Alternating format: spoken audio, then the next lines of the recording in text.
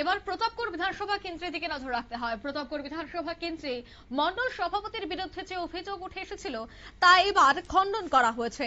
25শে June রাত্রিতে আড়ালিয়ার শালবন এলাকায় যে ঘটনাটি ঘটেছিল সেই ঘটনার এবার কিন্তু দেখা গেছে যে সমস্তটা অভিযোগ খণ্ডন করা হয়েছে। এই সংক্রান্ত একটি খবর আমরা সকালে তুলে ধরেছিলাম, যেখানে আড়ালিয়ার শালবন এলাকায় গতকাল বিক্ষিপ্ত ঘটনাকে কেন্দ্র করে সেখানকার এলাকাবাসীরা একটি বিষয় এই পুরো ঘটনার বিবরণ সংবাদ মাধ্যমে তুলে ধরেন। এবার এই ঘটনাকে কেন্দ্র করে কিন্তু একটা নয়া মোড় এলো, কারণ এই ঘটনার নেপথ্যে চোরাই মদ এবং নেশা জাতীয় দ্রব্যের কারবার ছিল বলে যে দাবি উঠেছিল প্রতাপগড় যুব মোর্চার সভাপতির বিরুদ্ধে, এবার সেই অভিযোগটা কিন্তু খণ্ডন করা হয়েছে।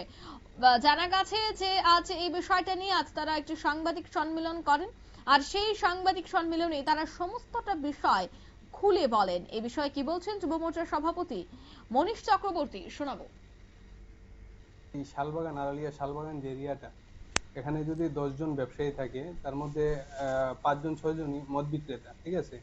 তাদের মদ বিক্রির আড়ালে মানে সামনে অন্য একটা বিজনেস, পেছনে মদ বিক্রি করে, যার কারণে এই এলাকার একদম পুরাটা এলাকায় কলুষিত হয়ে গেছে। এলাকার মা বোনেরা যাইতে পারে না। সন্ধ্যার সময় যদি ছেলে মেয়েরা স্যারের বাড়িতে যায়, মা বাবারা স্যারের বাড়ি এখানে গিয়ে পৌঁছায় যে এই এরিয়াটা দিয়ে পার হয়ে যাবে, এটা আতঙ্কগ্রস্ত পরিবেশ থাকে সবসময়। তো কালকে এরা আসছিল, এদের সঙ্গে যে ঘটনাটা হলো এরা তো বিবরণ দিল। আমি তখন এলাকায় ছিলাম না। যখন আমাকে এরা ফোন করেছে আমি তখন প্রথমে আউটপোস্টে ফোন করলাম ওসিকে। ওসি বললো ঠিক আছে মনীষ দা, আমি আসছি।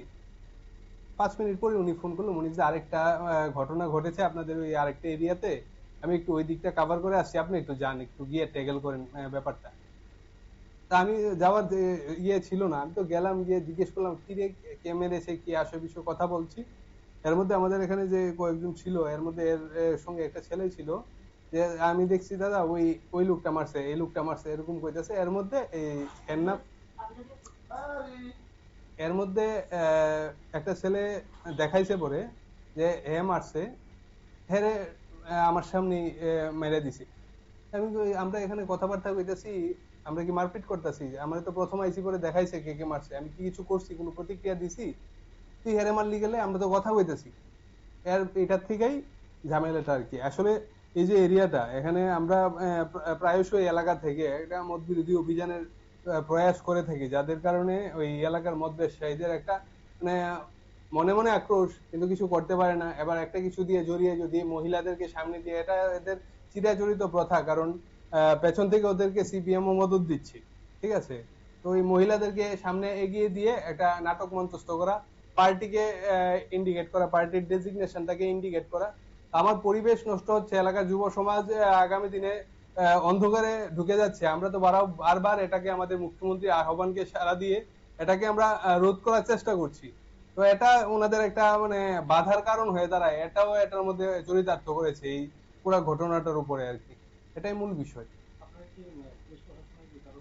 অবশ্যই কালকে রাত্রে ট্রিটমেন্টের পরে পুলিশ প্রশাসনের কাছে দ্বারস্থ হয়ে ওদের নাম টাম দেওয়া হয়েছে।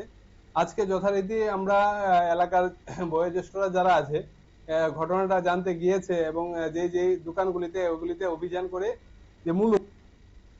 আপনারা শুনলেন, অর্থাৎ পুলিশের কাছেও এই বিষয়টা জানানো হয়েছে। অর্থাৎ একদিকে এলাকাবাসীদের একটা অভিযোগ, অন্যদিকে আবার কিন্তু মন্ডল সভাপতির দুঃখিত সেই এলাকা যুব মোর্চার সভাপতির আরো একটি অভিযোগ, অভিযোগের পাল্টা অভিযোগ। তবে সবটা মিলিয়ে পুলিশের কাছে যেহেতু গোটা বিষয়টি তুলে ধরা হয়েছে, এখন দেখার পুলিশি তদন্তে কি বেরিয়ে আসে। নিয়ে নিচ্ছি ছোট্ট একটি বিজ্ঞাপন বিরতি, সঙ্গে থাকুন।